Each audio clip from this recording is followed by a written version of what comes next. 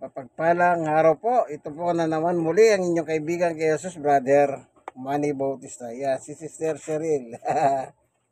Dito po kayo tayo sa tahanan niya upang mag-ebanghelismo. Yan. Na po. Ang pag-ebanghelismo o pangangaral, kahit saan mo gawin ito, walang nagbabawal. Mismo ng Panginoong Yesus sa kanyang panahon, inutusan niya ang kanyang mga halagad upang mangaral saan man dako sila pumunta. Wala pong nagsabing bawal. Ngayon, may mga tao lang po sadyang malilikot ang kaisipan na sinasalahulan ninyo ang salita ng Diyos. Dapat ang salita ng Diyos ay sa mga simbahan lang. Ibig sabihin, yung public ayaw nila. Kanya-kanya po tayo ng pag-evangelismo niyan. Kung sila ayaw nila, pero tayo gusto natin. At yung naman sa panahon ni Jesus, may mga nangangaral sa iba't ibang lugar na pinapahintulot naman ng ating Panginoong Yesus. At saka mismo ang nag-assign.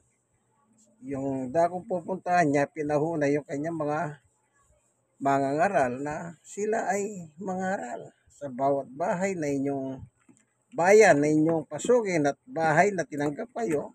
Sabihin nyo, sumayin nyo ang kapayapaan. At kung hindi naman, okay lang. Yan. Wala pong ano yan. Kanya lang, yung iba, sadyang may ano po ang kaisipan. Ano? Kaya tayo ngayon ay mag-aharal ng Biblia. Gamit ko po, may manipis na naman. Yung bigay ng Gideon International. Ano? Siyang ating gagamitin. Pero bago tayo papalahot sa mabuting balita, manalangin muna tayo, hingin natin ang tulong at patnubay ng Diyos upang siyang magpatotoo sa ating buhay. Salamat po, Panginoon Diyos, sa pagkakataon na binibigay mo sa amin. At ngayon, ito na nga po, nandito ako kina Sister Cheryl upang mag-ibanghelyo. Samahan mo kami ng iyong Santong Espiritu at buksan ang puso't isip ng bawat nakikinig ng video ito. Salamat po sa ngalan ni Jesus. Amen. Dito po sa Biblia, ang sabi ng ating Panginoong Yesus, ganito ang kanyang sinasabi. Ano po, tingnan natin. Ano sinabi niya?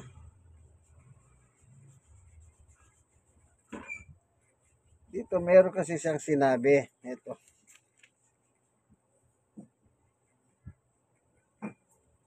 Sa 1 chapter 15 verse 5, ang sabi ng Panginoong Yesus, ako ang puno ng hubas, kayo ang mga sanga. Yan. Siyang puno, kayo ang sanga. Natural, yung puno po nakadugtong sa, ay yung sanga nakadugtong sa puno. Pagputulin mo yung sanga, anong mangyayari po sa sanga? Di mamamatay. Hanggat nakadugtong ka sa puno, ay continuous kang mabubuhay. Yung puno po, anuman yung nakuha niyang nutrients sa lupa, lahat ng pwedeng makuha ng puno doon, sa pamamagitan ng kanyang ugat, dadaloy yun sa puno, then pupunta sa mga sanga. Yan. Kaya sabi ni Jesus, ako ang puno, kayo ang sanga. Ibig sabihin, sino man pong tao na isang mananampalataya ng Panginoong Yesus, sila po ay yung sanga na nakadugtong. O, pasilin nyo ha, ako ang puno ng ubas, kayo ang mga sanga. May kausap eh. Kayo ang mga sanga. Itong mga mananampalataya kay Jesus, sila po yung nakikinabang. Ano man po ang pwedeng pakinabangan nila na nagmumula sa ating Panginoong Yesus bilang puno. Okay? Merong nakalagay pa rito. Sa 6, ang hindi nananatili ay itatapon at natutuyo. Ito na po yung sanga. Putol na. Okay? Buhuin natin. Kumbaga, sinyap ko lang, pero bubuhin ko. Sa 5, ako ang puno ng ubas, kayo ang mga sanga. ang nananatili sa akin at ako sa kanya, at siyang namumunga ng sagana, sapagkat wala kayong magagawa kung kayo iwalay sa akin. 6. Ang hindi nananatili sa akin ay tatapon at natutuyo gaya ng mga sanga. Ang gayong mga sanga ay tinitipon at susunugin. 7. Kung nananatili kayo sa akin at nananatili sa inyo ang aking mga salita, hingin ninyo ang inyong ibigin at ipagkakaloob sa inyo. Yung pala. Yung connected sa puno, yung may salita ni Jesus. Ibig sabihin, sa buhay nating ito, kailangan po ang pamumuhay natin kung ano ang gusto ng ating Panginoong Yesus para continuous kang makikinabang bilang sa. Pero kung sasabihin mo, ako naman Kristiyano, ako naman ganito, ganyan. Yung iba pinatato pa nga sa katawan ng Yesus. Ando sa likod, sa braso, sa dibdib. Isa lang ang binabanggit ng Biblia, yung salita niya. Kung mananatili kayo sa akin, alin ng pananatili? Yung salita niya ni Jesus. Tanong, saan galing yung salita ni Jesus na dapat manatili sa atin? Dito po sa 1:12:49, sabi ni Jesus, sapagkat hindi ako nagsasalita sa ganang sarili ko lamang, kundi ang Amang nagsugo sa akin, ang siyang naguhutos kung ano ang aking sasabihin at ipapahayag. Verse 50, at alam kong ang kanyang utos ay nagbibigay ng buhay na walang hanggan. Kaya ay pinasasabi ng Ama ang siya kong sinasabi. Yon. Kapag pala ikaw ay connected sa puno, may buhay na walang hanggan ka. Halimbawa, namatay ka. Siyempre, wala namang namatay na hindi namatay. Ibig ko sabihin, lifeless yung patay. Kapag namatay ka, anong pangako ni Jesus? Kapag connected ka sa Kanya, connected ka. Ang sabi dito sa 1:11:25 and 26, ang sabi ni Jesus, sinabi naman ni Jesus, ako ang muling pagkabuhay at ang buhay. Ang nananalig sa akin kahit mamatay ay muling mabubuhay. Kita niyo po. 26. At sino mang nabubuhay at nananalig sa akin na hindi na mamamatay kailanman. Pinaniniwalaan mo ba ito? Yan. Kahit pala mamatay ka, kaibigan, na kahit anong klaseng kamatayan, huwag kang mag-alala. Ang Panginoong Yesu may nagsabi muli kang mabubuhay. Ibig sabihin, mula sa buhay mo dito sa ibabaw ng lupa, lilipat ka lang ng ibang buhay doon sa spiritual world. Na kung saan yung lahat ng nananalig kay Jesus, nananampalataya kay Jesus, lahat ng nakakonekta sa Kanya, na nauna ng mga namatay, nandun na po sa spiritual world, sa paraiso, paradise. Ini-enjoy na po nila yung kaligayahan na ipinagkakaloob sa kanila. Ano po? Kapag connected ka sa Kanya, kung manatili ang salita ko sa inyo at ako sa inyo, yan, yung salita. At anong sabi niya? Ingin ninyo ang gusto nyo at ipagkakaloob. Yun ang promise po. Ngayon, yun namang iba, ang tagal ko nang umihingi sa Diyos Huwag po tayong magmadali. Baka naman yung inihingi po natin sa Diyos, hindi pa po para sa atin yun. Tandaan nyo, ang Diyos po ang nagpapasya, hindi tayo. Hanggang hiling lang tayo. Limbawa, may sakit ka, Diyos ko, pagalingin mo na ako. Pagkatapos, buhay ka pa ng 5 tahon. Tapos nagre-reklamo ka, hindi pa ako pinagagaling ng Diyos. Meron ka ng buhay na 5 taon Tignan nyo po ang tao, ka-wise. Ang tawag dyan, wise. O sa salitang kalye, sweetik. Sipin mo, yung naaalala ko na naman po si Larry nung araw. Stroke yun Sabi ko sa kanya, ilang taon ka ng stroke? 5 years. 5 years Nakakalakad. Di tungkol nga lang, nakakapagsalita kasi nakakausap bakit ka na-stroke ako? Ang sagot niya po, alam niyo kung ano, pinarurusahan ako ng Diyos. Pati Diyos dinamay. Siguro sa ibang tao, pwede kang magreklamo, Panginoon, matagal na po ako may sakit, ba't hindi mo ako pinagagamit? Maring may mga taong ganyan. Pero yung aba ng buhay na 5 taon binigay kay Larry, hindi pa ba sapat yun na nabubuhay pa rin siya, malakas? Oo, may sakit siyang stroke. Ngayon, tinanong ko siya, ano ba ang dati mong buhay bago ka may stroke? Yun po pala puno ng bisyo. Bisyo. Natural, pag nagbisyo ka, masisira yung katawan mo, maaaring magkakaroon ka ng karamdaman. Okay? So, maliwanag po ang sinasabi ng Biblia. Kailangan naka-connected ka kay Jesus. Magiging connected ka lang kung nabubuhay ka sa kanyang salita araw-araw. Tingnan natin yung Mateo 4:4. Dito po ang sabi ng ating Panginoong Yesus, ngunit sumagot si Jesus na susulat, hindi lamang sa tinapay nabubuhay ang tao, kundi sa bawat salitang namumutawi sa bibig ng Diyos. Kapag nabubuhay ka sa ibabaw ng lupa, at nabubuhay ka sa salita ni Jesus na sinalita ng Diyos sa Kanya, ikaw ngayon ay connected. Connected. Kapag namatay ka, kahit ura-uradang namatay ka, kaibigan, lilipat ka lang ibang dimension ng mga spiritual. Sa paraiso na po yun. At habang nandun ka sa paraiso, ini-enjoy mo po yung happiness. Pero pag namatay kang hindi ka connected kay Jesus, doon ka naman itatapon sa apoy ng pagdurusa. Ibig sabihin, nagdurusa ka naman. Yung hindi connected, nagdurusa sila sa apoy ng pagdurusa. Gaya na nangyari doon sa dalawa, mayaman at mahirap. Nang mamatay sila, yung maramot na mayaman, nandun sa apoy ng pagdurusa, at yung mahirap nandun sa paraiso ng Diyos. Kaya po ipinangangaral lang Biblia, ay ipinangangaral lang salita ni Jesus, upang ang tao po ay turuhan habang nabubuhay ka sa mundong ito.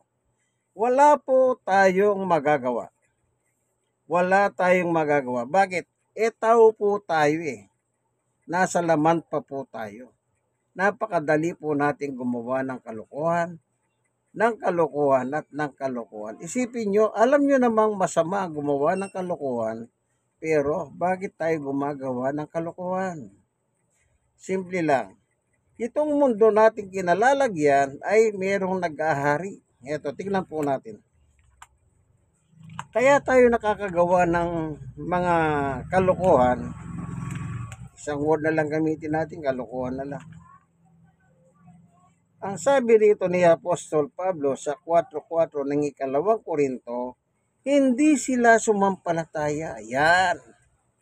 Hindi sila connected. Hindi sila sumampalataya. Tuloy natin. Sapagkat ang kanilang isip ay binulag ng Diyos ng daigdig na ito. Sila'y binulag nito upang hindi nila makita ang liwanag ng mabuting balita o salita ng Diyos tungkol sa kaningningan ni Kristo na siyang larawan ng Diyos. At tinutukoy po rito, Diyos ng daigdig ay walang iba kundi si Satanas. Si Satanas po, ang papel niya, hanggat maaari, pinipigil niya ang mga taong lumapit sa Diyos. Kaya sabi ni Pablo, hindi sila sumampalataya. Bakit? Ano pa po yung salitang pananampalataya? Ito po ay sinasabi rin ni Pablo sa Roma 10:17. Kaya't ang pananampalataya ay bunga ng pakikinig at nakakapakinig lamang kung may mga ngaral tungkol kay Kristo. Itong mga taong ito not connected, kahit naririnig na po nila yung aral ng ating Panginoong Yesus, dahil nandyan po ang dyablo, binubulag sila. Hindi nila makita ngayon ang totoong diwa ng salita ng Diyos, ang kaligtasan. Binubulag po sila. Hindi po binubulag na tinutusok yung mata. Hindi po. Ginagawang madilim. Wala siyang makitang liwanag. Kaya sabi ni Pablo, hindi nila makitang liwanag ni Kristo. Anong simbolo ni Kristo? Liwanag. Anong simbolo ni Satanas? Kadiliman. Di po ba pagka brownout, madilim? Anong ginagawa natin? Kumukuha tayo ng kandila, lampara, para magliwanag. Para makita natin ang ating nilalakaran. Kasi baka mauntog tayo, maaaring maksidente tayo. Ngayon, tayo pong mga tao, kailangan bago man lang tayo mamatay, ay masumpungan tayong connected kay Jesus. Paano yon? Una, makinig ka. Sinong pakikinggan mo? Aral ni Kristo. Kapag narinig mo yan, sampalatayanan mo. Kasi kay Kristo yan eh.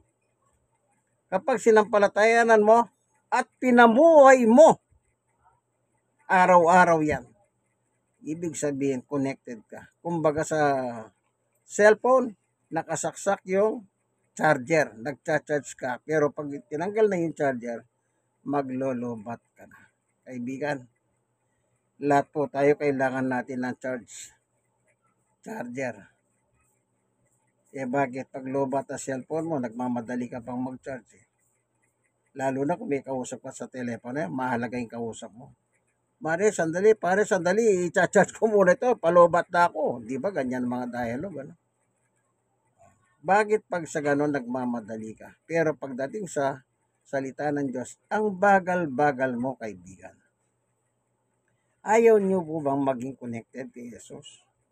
Ayaw niyo pang maging sanga? Anong gusto niyong sanga? Ligaw na sanga. Kasi sa Biblia, meron po ligaw na sanga. At meron namang hindi ligaw na sanga. Dito po sa 11 ng Roma, sabi ni Apostol Pablo ay ganito. Ito yung mga sa alaman na tingnan natin ano po sinasabi ni Apostol Pablo, no?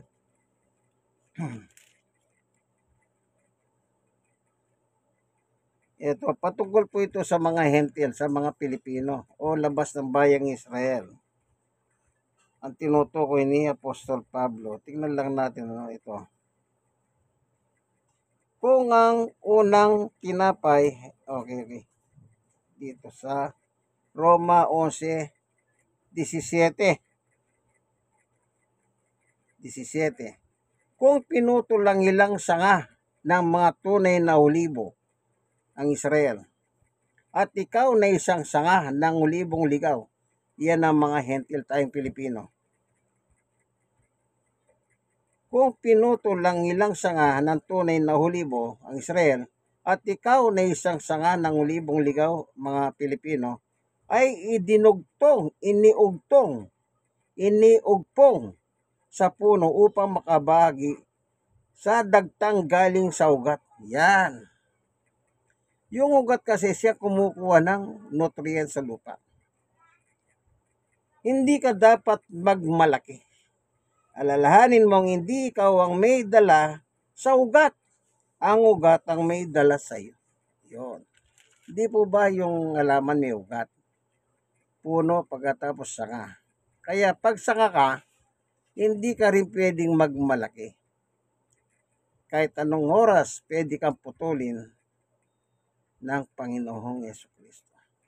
Kaya kapag nakakonekta ka sa Kanya, kailangan ng mabait ka. Hindi na po pwede yung mayabang. Kung dati mayabang ka, sika-sika ka, pero naging connected ka kay Jesus sa pagitan ng pananampalataya dahil nakakinig ka ng aral ni Jesus, kailangan maging mabait ka na, kaibigan. Ito pa. Ano nakalagay dito?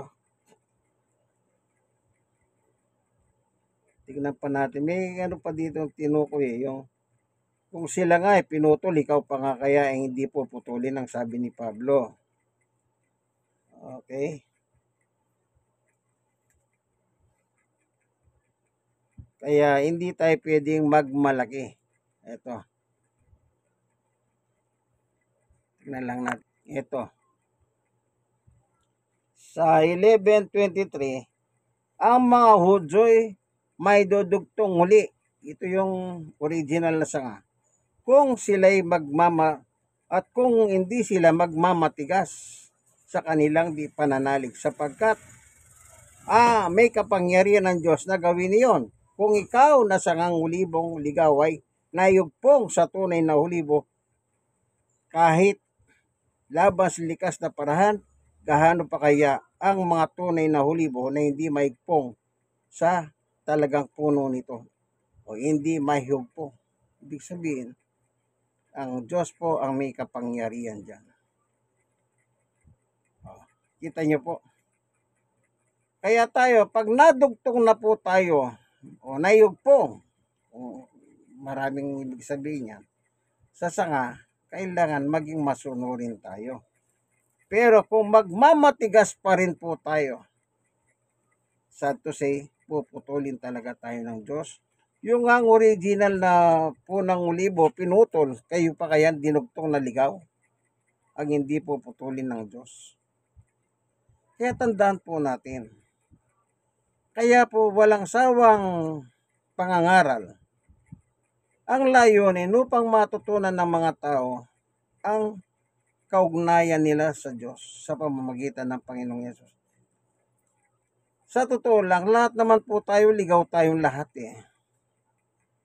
Ligaw tayo, papunta tayo ng kaparusahan. Pero dahil sa hawa ng Diyos, pinadala si Yesus, anong layunin? Para tayo po ay muling maidugtong. Amen? Amen. Salamat, Panginoon Diyos, sa patutuo mo sa pagkakataon na ito. At kung sakali sino man po yung nakikinig, nanonood ng video ito, ikaw pong higit na nakakahalam sa kanilang puso, isip. Kung hindi pa po ayos sa iyo ang kanilang pananampalataya, buksan mo po ang kanilang mga puso at baguhin mo sila, Panginoon Diyos. Salamat po sa ngalan ni Jesus. Amen. Ito po ang inyong kaibigan kay Brother Manny Bautista. Siya naman po si Sister Sherin Pastrana. Ano po? Sana meron po kayong natutunan sa Biblia. Gumagamit naman po tayong Biblia. Hindi naman tayo nagmamalabis. Ano po? Thank you for watching. Like, share, at i-share nyo po sa iba. God bless us all. Bye-bye.